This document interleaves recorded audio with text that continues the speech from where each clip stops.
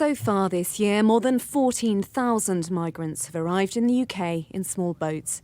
Today, both candidates vying for the leadership of their party and the country have been setting out their plans to try and stop them. There is absolutely nothing racist about wanting Britain to have secure borders that work. Talking tough in a new campaign video, today the former Chancellor, out pulling pints in Cheshire, told party members the system is broken.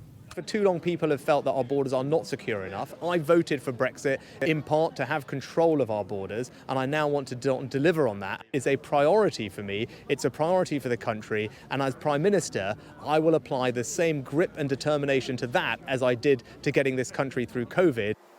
The Foreign Secretary wasn't out campaigning today herself, but supporters say she's determined to do whatever it takes to tackle the issue. It's about focusing on what the public are saying to us and are concerned that people are entering illegally and that we need to, while be sensitive, but we need to be firm and robust. In his 10-point plan, Rishi Sunak vowed to tighten the definition of who qualifies for asylum, as well as creating an annual cap on the number of refugees accepted. Liz Truss, meanwhile, pledged to create a strengthened Bill of Rights to reinforce the legal basis for tackling the issue. Mrs Sunak says foreign countries' access to aid, trade and visas should be made dependent on accepting the return of failed asylum seekers.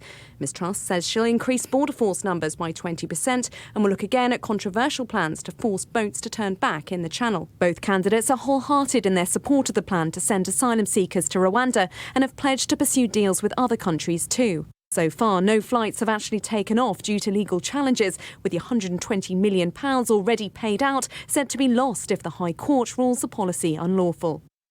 Charities argue it's unethical.